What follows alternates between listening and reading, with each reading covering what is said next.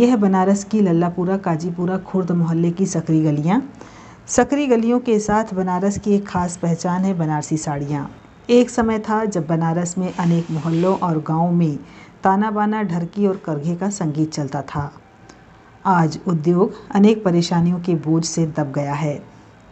पहले रेशम की किल्लत और अब मंदी। बहुत से लोगों ने काम छोड़ दिया। फिर सरकार की नीतियाँ भी इनके अनुकूल नहीं रहीं। हथकरघे की जगह पावरलूम की खटर पटर बढ़ गई, लेकिन बनारसी साड़ी में वह रौनक नहीं लौटी। बुनकरों के सामने रोजी रोटी की विकराल समस्या खड़ी हो गई। कोरोना महंगाई के इस दौर में बुनकरों के मन में अपने भविष्य को लेकर कई तरह की आशंकाएं हैं। आइए जानते हैं उनके हालात और चुनौतियाँ। नमस्कार, मैं हूं अपर्णा। आप देख रहे हैं गांव के लोग। लल्लापुरा काजीपुरा में हम आज यहाँ पहुँचे हैं। ये एरिया बुनकरों का एरिया है, जहाँ पर घर घर में पावरलूम चलाए जाते हैं और साड़ी बिनने का काम होता है। एक समय था कि बनारसी साड़ियों से पूरे विश्व में बनारस की एक पहचान थी और अलग अलग गांव और घरों में ताना बाना, करघा, ढर्री, नरकी की आवाज़ से एक संगीत गूंजता था। लेकिन आज यही बुनकर रोजी रोटी के लिए परेशान है, क्योंकि साड़ी का जो बिजनेस था या धंधा था वो मंदी के दौर पे आ गया है या मंदी में आ गया है और धागे की कीमत इतनी बढ़ गई है, बिजली की दरें इतनी बढ़ गई है कि हर बुनकर इससे परेशान है और अपनी रोजी रोटी के लिए संघर्ष कर रहा है। आज हम यहाँ पहुँचे हैं। आज इनसे बातचीत करेंगे इसी मुद्दे को लेकर कि इनके साड़ी का जो काम है वो कैसा चल रहा है। आपका पावरलूम है, आप साड़ी बनाते हैं, तो किन किन दिक्कतों का सामना करना पड़ता है और पहले क्या स्थिति थी? कितने सालों से आप ये काम कर रहे हैं? हम तो ये तकरीबन काम 10 साल से कर रहे हैं, लेकिन पहले ये काम बहुत अच्छा था। अब इस पर मंडी की मार पड़ी हुई है। कारोबार में महंगाई सबसे बड़ी मुद्दा है। पहले कारीगर कुछ कमा लेता था, उससे उसका गुजारा चल जाता था, लेकिन आज के दौर में महंगाई इतनी ज़्यादा है कि कड़वे तेल का दाम बढ़ गया है, पेट्रोल का दाम बढ़ गया है, हर एक चीज़ पे महंगाई है। और आपका जो काम है साड़ी बिनने का, उसमें जो धागा लगता है या बिजली लगती है, उसमें क्या असर हुआ? पहले क्या स्थिति थी और आज क्या स्थिति है? नहीं, बिजली का तो फिलहाल सही है। बिजली जो पहले की भी सरकार देती थी, ये भी सरकार दे रही है, इसमें कोई प्रॉब्लम नहीं है। नहीं, जो बिजली की दर है यूनिट पर यूनिट, उसमें दाम बढ़ा है, जिससे बीच में बुनकर लोग स्ट्राइक भी किए थे इस मुद्दे को लेकर। इस मुद्दे है कि मतलब इस सरकार ने कुछ इस पर लिया था, लेकिन फिर इसको वापस ले लिया है।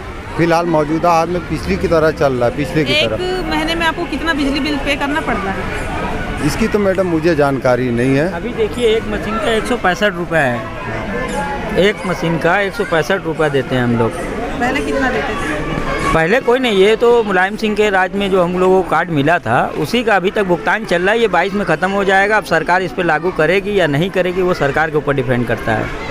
क्या स्थिति है बाजार में बनारसी साड़ी? बाजार में कोई रिस्पांस नहीं है। जब हर तरफ कोरोना लगा हुआ, सबके घर में माल पड़ा हुआ है, कोई बेचेगा नहीं तो खाएगा कैसे? तो जब आप अपना साड़ी बनाते हैं तो उसमें जो कच्चा माल है वो कहाँ से लाते हैं? उसमें सब अभी दाम की बढ़ोतरी हुई है, तो उस पर क्या असर पड़ा? देखिए, मंडी में जो धागा का परसेंट 30% बढ़ चुका है धागा में, और उससे हम लोगों की मजदूरी पे फ़र्क पड़ता है। जो मजदूरी हम लोगों का 22 रुपये होना चाहिए, वो 20 रुपये 19 रुपये हो जा रहा है, क्योंकि धागा बढ़ने से वो कह रहे हैं कि धागा बढ़ गया तो हमारा लागत ख़त्म हो गया, तो हमें कमाना है।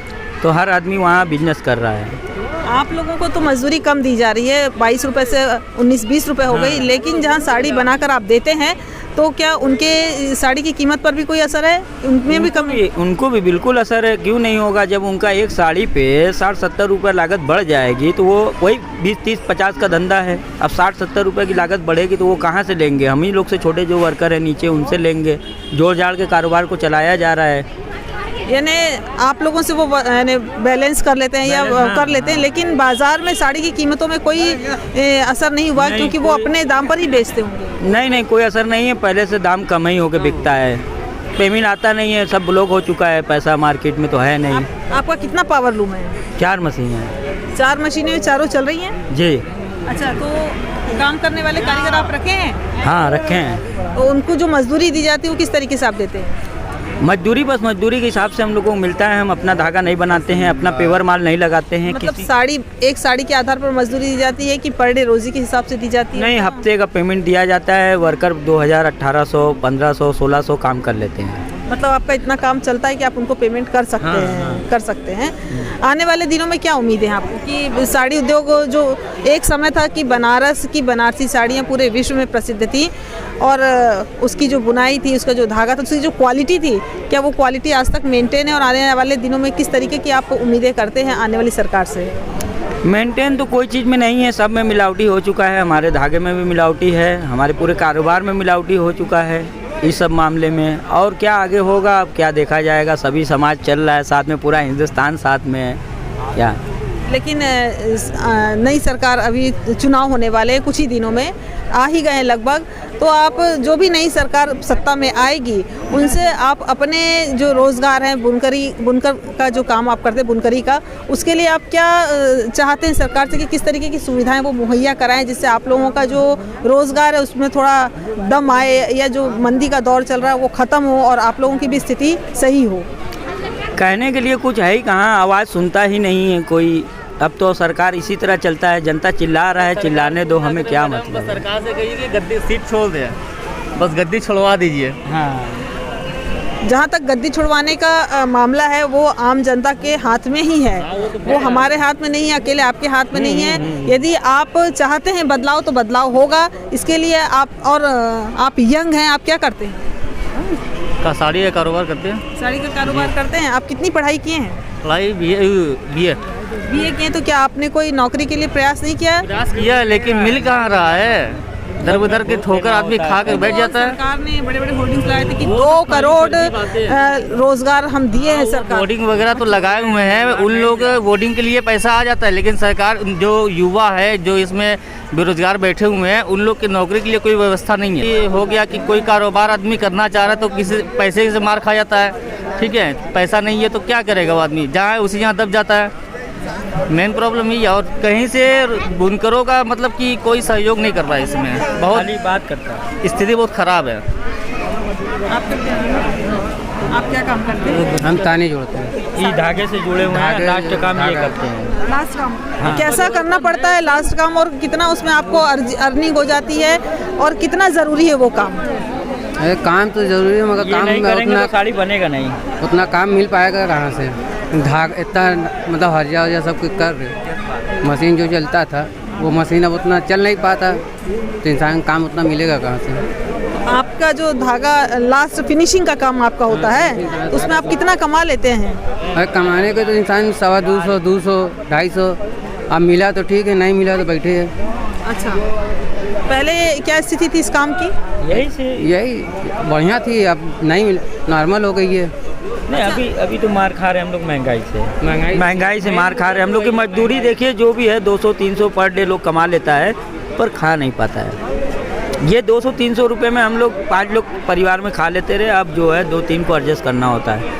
अच्छा, मजदूरी ठीक है, सब ठीक है, मगर ये जो महंगाई है भारत में जो इतना डबल हो गया, 50% ऊपर हो गया, इससे हम लोग नहीं लड़ पा रहे हैं।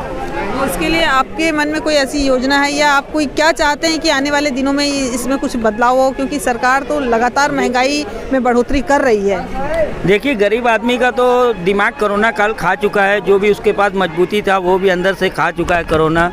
और क्या करेगा आदमी जो पहले सरकारी विभाग में बच्चे को पढ़ा भी लेता रहा कम से कम महीने में, अब वो भी नहीं कर पाता। सारे बच्चे देख लीजिए मैदान में घूम रहे हैं। अच्छा, तो इनकी जो स्कूल थे वो बंद है अभी? तो बंद है तो मतलब बंद है तो ठीक है, फिर भी आदमी के पास कुछ पेमेंट होता था कुछ बनाने का, बचाने का, तो कोई कहीं ना कहीं ट्यूशन क्लास थोड़ा बहुत चला लेता रहा। अब तो बिल्कुल वो नीरस से पहले खाएगा कि पहले पढ़ाएगा। जो आपके बच्चे जो सरकारी स्कूलों में पढ़ रहे थे तो ऑनलाइन क्लासेस की व्यवस्था सरकार ने की जी, तो उस पर क्या आपके बच्चे नहीं पढ़ रहे हैं? एक मिनट। ऑनलाइन देखिए उन लोगों के लिए जो शिक्षित हैं पहले से, ठीक है, उनका परिवार भी शिक्षित है, उनके पास सब कुछ है। और जो गरीब आदमी है वो पहले से ऑन लेवल मतलब पढ़ा लिखा नहीं है, तो वो अपने बच्चे को ऑनलाइन कैसे सिखाएगा? जब हम ऑनलाइन होंगे तब ना ऑनलाइन सिखाएंगे अपने बच्चों को। अगर क्लासिक भी लगाते हैं ऑनलाइन का फीस और जो ये सिस्टम है किताब और ऑनलाइन का, पहले 10,000 का मोबाइल दो, हमारे पास खाने का नहीं 10,000 का मोबाइल कहाँ से आएगा? इंटरनेट चलाने के लिए दुनिया पीछे परेशान है, मगर इंटरनेट क्यों चल रहा है? गरीबों के लिए नहीं चल रहा है, ये सब पैसे वाले के लिए चल रहा है। जिनके पास है दिमाग बुद्धि, पढ़े लिखे शिक्षित है, गरीब इंसान खाएगा नहीं तो वो कैसे ऑनलाइन होगा बताइए। अच्छा, आने वाले दिनों में जो आपके बच्चे हैं तो क्या आप उनको इसी काम में यानी साड़ी बुनने के काम में ही डालेंगे कि कुछ नया काम के लिए उनको भेजेंगे? देखिए, माहौल और सिस्टम कुछ कहता है, अगर हमारे पास कुछ सिस्टम बन जाता है, हम कुछ पैसे कमाते हैं, ज़्यादा हमारे पास बचता है तो हम ज़रूर अपने बच्चे को पढ़ाएंगे लिखाएंगे, अच्छा दिशा दिखाएंगे, और नहीं होता है तो फिर अपने ही काम में लगाएंगे। बुनकरी का काम है कितने सालों से कर रहे हैं? ये तो 20 साल हो गया। 20 साल हो रहे हैं। तो जब आप काम शुरू किए थे या आज से 18, 19, 15-16 साल पहले जो स्थिति थी और आज की स्थिति में आप क्या अंतर देखते हैं? बहुत अंतर देख रहे हैं आज की स्थिति में। क्या आप खा नहीं पा रहे हैं, कायदे से बच्चे को पढ़ा नहीं पा रहे हैं, क्या दिखाएंगे अब? नहीं, पहले जो स्थिति थी वो पहले स्थिति सही थी। मेरी बात पहले का ये बताइए कि पहले एक लोग खाते थे, एक लोग कमाते लोग 10 लोग खाते थे। अभी जो ऐसा है कि एक लोग कमा रहे हैं, 10 कहाँ कायदे से खा नहीं पा रहे हैं, क्या करेंगे, कहाँ खा पाएंगे? अच्छा, तब आप ये नहीं सोचते कि हम इस काम को छोड़कर कोई दूसरा काम करें? कौन सा काम करेंगे जब हमारे पास रहते ही नहीं तो हम कौन सा और काम करेंगे? कौन सा काम सीखे भी नहीं हम लोग, क्या करेंगे? अच्छा, बहुत सारे हम इस तरीके की बहुत सारे खबरें या समाचार देखते हैं, सुनते हैं कि बहुत सारे जो बुनकर हैं वो अपना बुनकरी का काम छोड़कर पावर लूम बेचकर और छोड़कर सूरत चले गए, मुंबई चले गए और वहाँ मजदूरी का काम कर रहे हैं। तो क्या ये सही है? देखिए, हालात से परेशान होकर तो वो जाएंगे ही। हालात से जो परेशान हो जाता है वो तो निकल लेता है इस मशीन कारोबार, साड़ी कारोबार से निकल लेता है, क्योंकि उसको अपनी ज़िंदगी बनानी है, भविष्य बनाना है। पर हम लोग ओरिजिनल बुनकर हैं, पैदावार बुनकर हैं, तो हम लोग इसी से जुड़े हैं, कोई और काम नहीं आता है। हमारा नाम मोहम्मद सुहैब अंसारी। अच्छा, तो आप का काम भी बुनकरी का है? जी हाँ। कितने सालों से कर रहे हैं और क्या स्थिति है? जो महंगाई बढ़ी है, धागे जो महंगे हुए, जो कच्चा माल महंगा हुआ है और जो बाजार में साड़ियों की मांग है, उसको लेकर आप क्या कहेंगे? उसको लेके क्या कहेंगे? महंगाई तो बढ़ी है, वो सारे लोग जानते हैं। रेशम धागा का दाम बढ़ता है और साड़ी की रेट गिरता है। तो गिरफ्ता जो मजबूत गिरफ्ता होता है, जो 10-20 मशीन या कारखाना चलवाता है, वो कारीगर की मजदूरी 10 रुपया घटा देता है और आटे चावल का दाम बढ़ता है। यही है हमारे लोग यहाँ की परेशानी बस। अच्छा, बस यही बात। वो कहता है कि माल नहीं बिक रहा है, हम घटा के बेच रहे हैं, इतने पर काम करना है, आप करिए चाहे मत करिए, मजबूरी है। 200 के बजाय 150 पर काम करने लगता है, उसकी मजबूरी है, कई दिन नहीं काम करेगा। तो आप लोगों का कोई ऐसा यूनियन है या संगठन नहीं है जिससे ये चीजों की? कोई यूनियन नहीं है, कोई यूनियन नहीं। पूरे बनारस में आप किसी से पूछ लीजिए, बुनकर का कोई यूनियन नहीं है। एक तंजीम थी जिसको बिरादराना बुनकर तंजीम कहा जाता था, वो भी अब वही लोग पावर में आ गए हैं। अब वो लोग बुनकर की मजदूरी उनके नहीं सुनते हैं। अपने मफाद के लिए जब ये GST लागू होता है तो वो खूब भी बन कर आएंगे, ये हड़कम करेंगे। कभी गरीब बुनकरों की परेशानी मजदूरी घटती है तो उस पर कोई मीटिंग नहीं करते। जैसे 52 का सरदार, 22 के सरदार या 12 के सरदार जो होते हैं, ये खाली अपने मफाद के लिए बन कर आते हैं। कभी बुनकर की परेशानी पर, मजदूरी पर कोई विचार, कोई की नहीं। महंगाई बढ़ रही है, इस साड़ी को आप हमको बढ़ा के बेचना है, मार्केट में कैसे बेचना है, इनकी मजदूरी नहीं घटनी चाहिए, सेवाएं बढ़ने के बजाय घटा देते। तो पिछली सरकार थी 5 साल, उसने बहुत विकास कार्य किया, सबका साथ सबका विकास, सोच ईमानदार, इस तरीके के बहुत सारे काम उन्होंने किए। इस पर आपका क्या कहना है? देखिए, सरकार जो कहती है वो करती नहीं है, ज़्यादातर 10% करती है। विकास क्या, सबका विकास क्या किया है? विकास रोड, GD रोड जो पर हम लोग चलते हैं, हाँ कुछ रोड पहले से बेहतर हो गई। तो रोड गरीब और मजदूरी तो नहीं न बढ़ाया, उसको खाना तो नहीं न मिला। वो कभी सफ़र में निकला तो ये देखता है कि हाँ थोड़ी सफाई बात है, लेकिन जो रोज़मर्रा का जहाँ आप गलियों में चल के देख लीजिए, इधर पे चलिए, 8 दिन से नाला बह रहा है, उसके सीवर जाम है, उसके जो है तो पाइप नल ख़राब हो चुके हैं। आएंगे इंची टेप नापेंगे, गायब। 6 महीना के बाद आएंगे, इंची टेप नापेंगे, गायब। तो जो रोज़ जहाँ के हम रोज़ रातों दिन 24 घंटा रहते हैं, वो गलियों का विकास तो हुआ नहीं है। मेन रोड पर तो ट्रकें और बस चल रही हैं, वो दिखा रहे हैं कि हमने बहुत विकास किया। अपने इलाहाबाद में अभी सब युवा प्रयास तो किए थे ना, क्या हुआ? आपने देखा होगा ना इलाहाबाद में क्या हुआ, लाठी डंडा पड़ा हुआ है। वो लोग भी तो युवा ही है, पढ़े लिखे हैं, ग्रेजुएशन करके बैठे हुए हैं। किस चीज़, रेलवे के लिए बैठे हुए हैं कि सरकारी जॉब मिलेगा, लेकिन सरकार ने उनको खदेड़ डाला। अब देख लीजिए, परसों की बात है ना, तो बता तमाम दीजिए विभागों में सारी चीज खाली है, नौकरी तक तो मिलती नहीं है। अब सरकार क्या रोजगार देगी? कितना आदमी लाठी खाएगा, डंडा खाएगा? एक हद होता है ना। इन्होंने तो साल 2014 से जब बैठे पता नहीं कितनी नौकरी दी है, खाली कहते हैं कि 2 करोड़ दिए, 2 करोड़ दिए। कहाँ 2 करोड़ दिए? अब नया जुमला आ गया, 7 लाख देंगे। चुनाव का माहौल है, चुनाव भी होने वाले हैं। तो ये जो चुनाव है किस मुद्दे पर हो रहे हैं? आपको क्या लगता है कि मुद्दों पर चुनाव होंगे? ये हिंदू मुसलमान का मुद्दा है, कॉरिडोर का मुद्दा है, मथुरा का मुद्दा है। यही मुद्दे पर सर हमारे यहाँ इलेक्शन होता है। हिंदू मुसलमान को अलग कर दो, उनका वोट ऐसे बटोर लो। जातिवाद कहीं दिखा के होता है, कहीं धर्म के नाम पर होता है, कभी तरक्की के नाम पर नहीं होता है कि गरीब मजदूर सारे मिलकर एक साथ करें सबका विकास, सबका। ये तो साथ लोग कहते हैं जरूर टीवी पर, सबका विकास कहाँ होता है? जो करोड़पति कल था वो आज अरबपति हो गया। जो गरीब 10 रुपया कमाता था वो आज 8 रुपया कमा रहा है। तो गरीब कहाँ से आगे बढ़ेगा, कहाँ से अपने बच्चों को पढ़ाएगा, कहाँ से अपने बेटियों की शादी करेगा? जब इलेक्शन आता है तो गरीब जो है वही जरूरत पड़ जाता है, उसी को सब आपने अभी बेटियों की बात की गरीब है। की मकान के हालात देख लेंगे ना कि नूना खा जाता है, उनके प्लस्तर नहीं हुआ करते।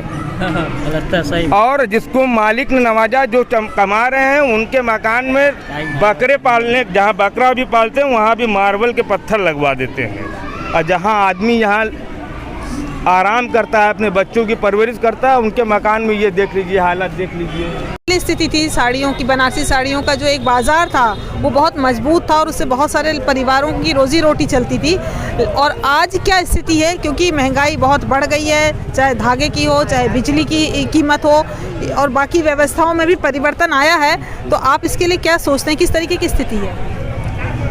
इस वक्त जिस हिसाब से बाजार है उसी हिसाब से जो तो मटेरियल का दाम भी बहुत बढ़ गया है, और जो तो हर आदमी परेशान है। साड़ी बना के भी उतना जो तो रोटी पूरा खाने के लिए नहीं मिलता। हर आदमी का परिवार जो छोटा बड़ा है, हम लोग का तो बहुत बड़ा है।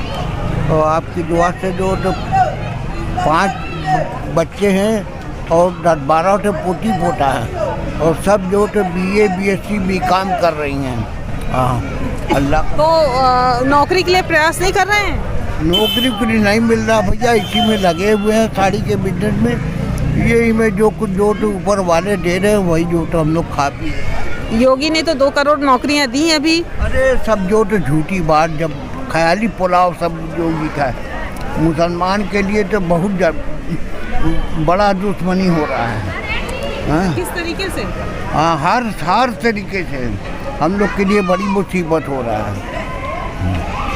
तो आने वाले दिनों में जो चुनाव होने वाले हैं उसमें आप किस तरीके का प्रत्याशी और सरकार चाहते हैं? किस चाहते हैं जो तो इनको हटाकर अच्छा प्रत्याशी आए, अखिलेश अच्छा आवे, जो उसने काम किया है हम लोगों के लिए। बहुत अल्लाह का करम है।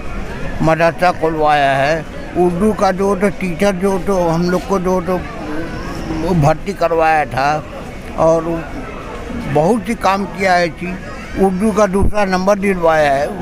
तब जो तो आज जो उसको जो तो चाह रहे हैं हम लोग। अच्छा, ये जो अभी कॉरिडोर बना है, वो एक विकास का एक नमूना है कि विकास हुआ है बनारस में, और वहीं पर ज्ञानव्यापी मस्जिद भी है। इस पर क्या कहना है? अरे ये सब तो खाली दिखाने के लिए सब किया है उन्होंने, कि हम दिखा के यहाँ का वोट ले लेंगे हिंदू से। यही सब राजनीति कर रहे हैं। तो क्या जनता उनको इस मुद्दे पर वोट देगी?